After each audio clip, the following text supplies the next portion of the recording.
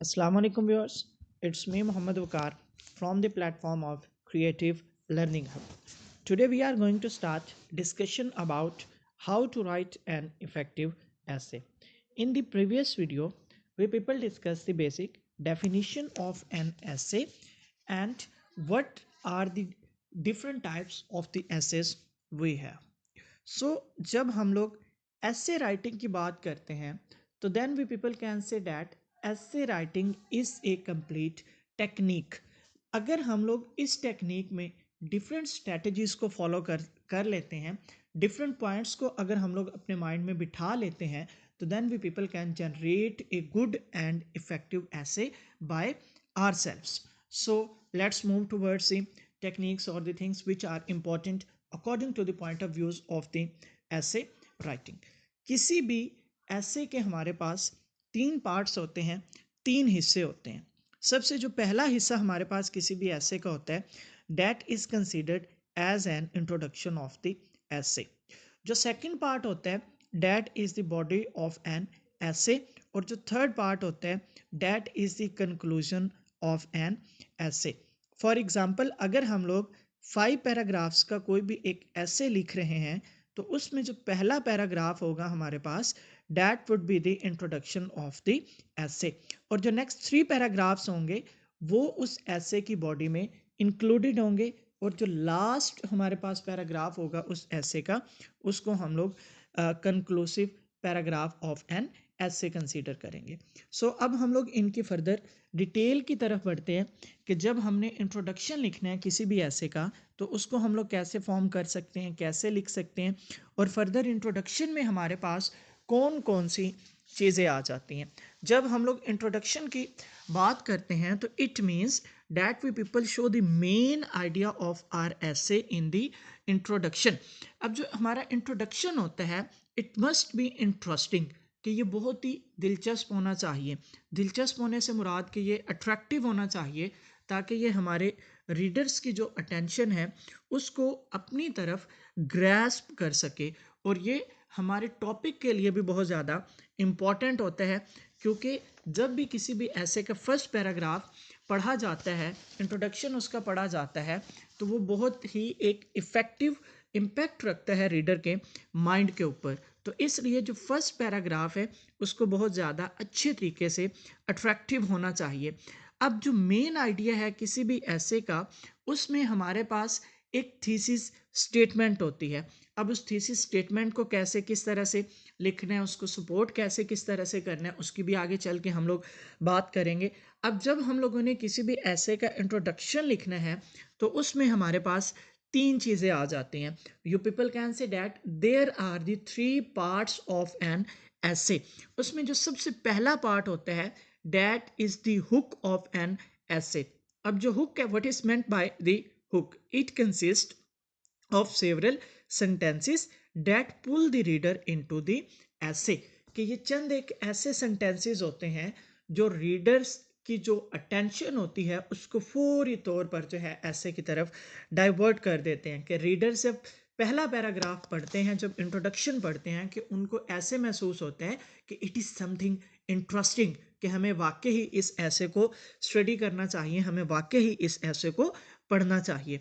जो दूसरी चीज़ आती है इंट्रोडक्शन में, that is an transitional sentence. Transitional sentence connects the hook to the thesis statement. कि ये जो हमारे पास हुक वाले सेंटेंसेस होते हैं उनको ये कनेक्ट करती है हमारे थीसिस स्टेटमेंट के साथ। थीसिस स्टेटमेंट क्या होती है? थीसिस स्टेटमेंट इज वन और two sentences that states the idea of the essay. कि जो किसी भी ऐसे का जो मेन आइडिया होता है उसको एक्सप्लेन करती है विद इन वन और टू सेंटेंसेस, तो उसको हम लोग थीसिस स्टेटमेंट का नाम देते हैं। उसके बाद थीसिस स्टेटमेंट कैसे लिखी जाती है और थीसिस स्टेटमेंट के कौन कौन से हमारे पास पार्ट्स होते हैं। थीसिस जो स्टेटमेंट है कि it is a very basic thesis statement is one or two sentences at the end of the first paragraph that tells the reader the main idea of your essay।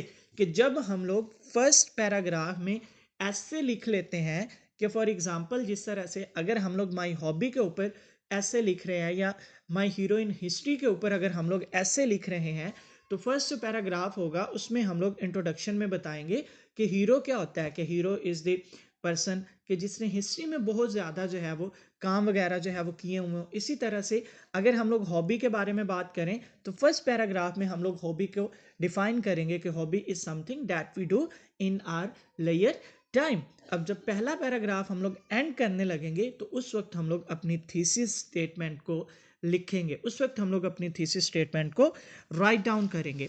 अब जो thesis statement होती है उसमें हमें 3 चीज़ों को follow करना चाहिए।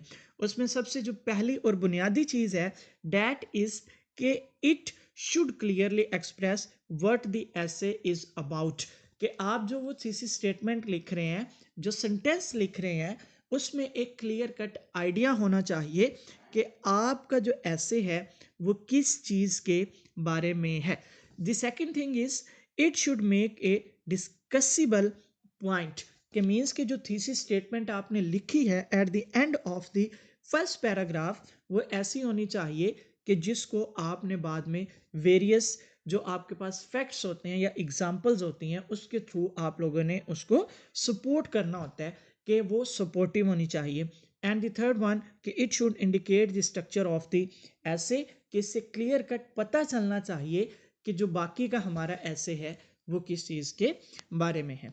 उसके बाद जब हम लोग आगे मूव ऑन करते हैं तो then we people have the second part of the essay and that is the body of the essay, जिसको हम लोग सपोर्टिंग पैराग्राफ्स भी कंसीडर करते हैं, कि जो हमारे ऐसे का दरमियान वाला पार्ट होता है जो 3 पैराग्राफ्स में मुश्तमिल हो सकता है, 4 पैराग्राफ्स में मुश्तमिल हो सकता है, कि इंट्रोडक्टरी और कंक्लूडिव पैराग्राफ को छोड़कर बाकी जो पैराग्राफ्स होंगे दरमियान में उनको हम लोगों ने कैसे किस तरह से फॉर्म करना है और उनमें कौन सा जो पैटर्न होता है उसको हम लोगों ने फॉलो करना है। तो वो जो बॉडी ऑफ द ऐसे होती है, it should connect your supporting paragraphs, you should use special transition words, कि that we people should use the transitional words, कि वो जो ट्रांजिशनल वर्ड्स होते हैं ये हमारे इंट्रोडक्टरी पैराग्राफ को कनेक्ट करेंगे हमारे सपोर्टिंग पैराग्राफ्स के साथ। अब जब हम लोग इन पैराग्राफ्स की बात करते हैं तो then each paragraph in the body of the essay contains the following sentence, कि हर पैराग्राफ में हम लोगों ने कौन से सेंटेंस स्ट्रक्चर को फॉलो करना है और कैसे किस तरह से उसको हम लोगों ने लिखना है। उसमें सबसे पहले हमारे पास आता है topic sentence. This sentence tells the reader what the paragraph is going to be about, कि फॉर एग्जांपल अगर आप लोग फर्स्ट जो इंट्रोडक्टरी पैराग्राफ है उसके बाद जब आप लोग दूसरा पैराग्राफ लिखेंगे तो उसका जो फर्स्ट सेंटेंस होगा उसको आप लोग टॉपिक सेंटेंस कंसीडर करते हैं। उसमें आप लोग एक ऐसा सेंटेंस लिखेंगे कि जो रीडर को ये बताए कि आपका बाकी का पैराग्राफ जो है वो किस चीज़ के बारे में। इसी तरह से उस सेंटेंस के बाद जो आप लोग सेंटेंसेस लिखेंगे that would be called as and the supporting sentences और the detail sentence. Your paragraph can have many detailed sentences. The detailed sentence tells your reader a little more about your topic. Each detailed sentence must include an example.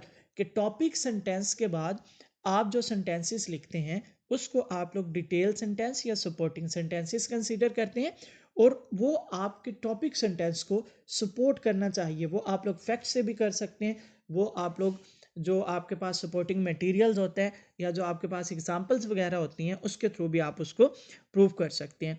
Then last हमारे पास जो दरमियान वाले paragraphs होते हैं, हर paragraph का जो last sentence होगा that would be called as an the concluding or the transitional sentence, कि this sentence wraps up what you have already told the readers and gets them ready for the next paragraph, कि means कि ये paragraph आपने ऐसा लिखना है कि readers को पता चले कि ये पैराग्राफ यहाँ पर इंक्लूड हो रहा है और जो अगला पैराग्राफ आपने स्टार्ट करना है उस पैराग्राफ में आप क्या बात करने जा रहे हैं या उसमें आप क्या बताने जा रहे हैं। उसके बाद नेक्स्ट जब हम लोग थर्ड पार्ट की बात करते हैं किसी भी ऐसे की तो डैट इज़ द कंक्लूजन। अब जो कंक्लूजन होती है किसी भी ऐसे की उसमें जो लास्ट पैराग्राफ होता है इट हैज़ द 2 पार्ट्स। अब वो 2 पार्ट्स हमारे पास कौन कौन से होते हैं, एक है समरी स्टेटमेंट और दूसरा हमारे पास उसका पार्ट होता है that is called as an the clincher. Summary statement is one और two sentences which restate the thesis in a fresh way to reinforce the essay's main idea.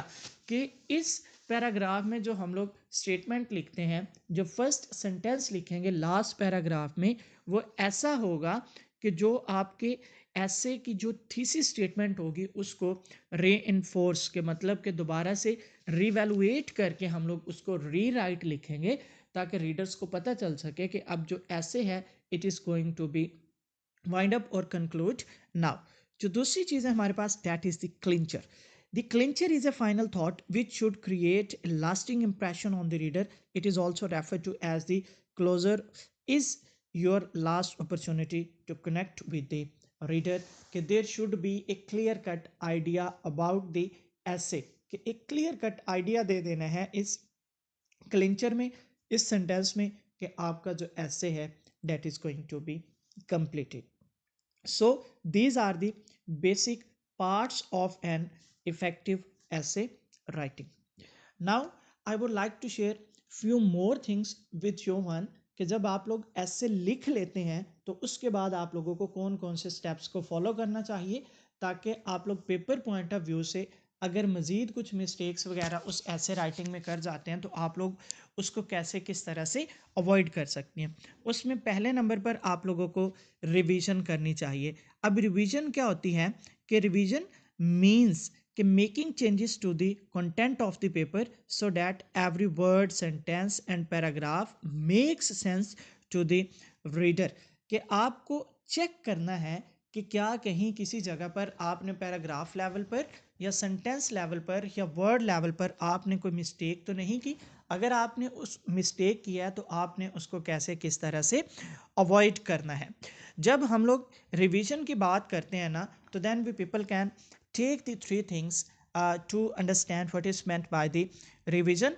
उसमें तीन चीज़ें. Number one clarity, the second one unity and the third thing is the coherence. Clarity means the essay clearly and logically written, कि इसमें clear cut idea होना चाहिए, clear cut language होनी चाहिए, sentences should be good, कि आपके पढ़ने वाले को रीडर को पता चले कि क्लियर कट आइडिया या बात इसमें क्या की गई है. The second thing is the unity, कि do all the paragraphs relate to the central idea.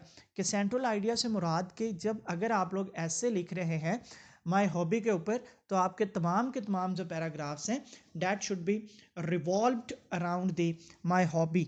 इसी तरह से अगर आप कोई और ऐसे लिख रहे हैं, a visit to hill station लिख रहे हैं, तो आपके जो तमाम के तमाम पैराग्राफ्स हैं वो आपके सेंट्रल आइडिया के इर्द गिर्द घूमने चाहिए. और लास्ट थिंग जो इसमें हमारे पास आती है डैट इज़ एन कोहेरेंस, कि do the ideas flow smoothly. कि क्या एक आइडिया दूसरे को सपोर्ट कर रहा है, दूसरा जो आइडिया है वो पहले से कनेक्टेड है या नहीं, तीसरा आइडिया दूसरे को सपोर्ट कर रहा है या नहीं. तो ये तीन चीज़ें हम लोग रिवीजन करते हुए अपने माइंड में रखेंगे ऐसे लिखने के बाद. उसके बाद हम लोग बातेंगे प्रूफ रीडिंग की. तो proofreading is different from revision, whereas revision focuses on improving the content of the essay. Proofreading deals with recognising and correcting errors of punctuation, capitalisation, spelling and grammar. कि अगर हम लोग difference समझना चाहें कि what is the difference between the revision and the proofreading, तो हम लोग कह सकते हैं कि रिवीजन जो है वो ब्रॉडर लेवल के ऊपर ऐसे की कोहेरेंस को चेक करती है, क्लैरिटी को चेक करती है और यूनिटी को चेक करती है. जब हम लोग प्रूफ रीडिंग की बात करते हैं तो प्रूफ रीडिंग में हम लोगों ने पंक्चुएशन को चेक करना होता है कि क्या कोई पंक्चुएशन मार्क्स तो मिसिंग नहीं है, कि क्या हमने कोई स्टेटमेंट लिखी है तो उसके लास्ट में हम लोग फुल स्टॉप लगाना तो नहीं भूल गए, कॉमा लगाना तो नहीं हम लोग भूल गए. इसी तरह से कैपिटलाइजेशन, कि हमने क्या कोई ऐसा वर्ड तो नहीं है कि जिसको हमने कैपिटल लेटर्स में लिखना था और उसको हम लोगों ने स्मॉल लेटर्स में लिख दिया है. इसी तरह से स्पेलिंग मिस्टेक्स आ जाती हैं. एंड देन कि इसी तरह से हम लोगों ने जो ग्रामेटिकल स्ट्रक्चर होता है उसको भी हम लोग उसमें चेक करते हैं. तो ये सारी जो चीज़ें होती हैं ये हमारे पास प्रूफ रीडिंग में आती हैं. तो स्क्रीन के ऊपर आप लोगों को कुछ चेक लिस्ट नज़र आ रही है, तो आप लोग इसको पढ़ के देख सकते हैं कि आप लोगों ने ऐसे में प्रूफ रीडिंग को फॉलो करते हुए कौन कौन सी चीज़ें जो हैं उनको आप लोगों ने माइंड में बिठाना है. सो लास्ट पे हम लोग आपके सिलेबस में जो शामिल कुछ एसेज हैं उनकी तरफ मूव ऑन करेंगे कि वो एसेस जो हैं वो आपकी कौन सी टाइप में एग्जिस्ट करते हैं। कि जिस तरह से हमने जो पहली वीडियो थी उसमें नैरेटिव ऐसे की बात की थी, तो a visit to a historical place और ए क्रिकेट मैच जो ऐसे है वो आप लोगों का नैरेटिव ऐसे कंसीडर किया जाता है। इसी तरह से अगर हम लोग डिस्क्रिप्टिव एसेस की बात करते हैं तो उसमें हमारे पास life in a big city, my hobby, my favourite personality, technical education, my aim in life और साइंस एंड सोसाइटी आते हैं। इसी तरह से जब हम लोग एक्सपोजिटरी एसेस की बात करते हैं तो उसमें हमारे पास pollution, corona pandemic in Pakistan, corruption, curbing child abuse और राइजिंग प्राइसेस और दी इन्फ्लेशन इंक्लूड किए जाते हैं। और लास्ट हमारे पास आते हैं आर्गुमेंटेटिव ऐसे। आर्गुमेंटेटिव ऐसे में हमारे पास वाई ला पाकिस्तान, कंप्यूटर अ ब्लेसिंग और a curse, cell phone advantages और द डिसएडवांटेजेस और women's place in our society और एजुकेशन फॉर द वुमेन इसमें इंक्लूड किए जाते हैं। So it is all about the essay writing. Thanks for watching, take care, अल्लाह हाफिज़।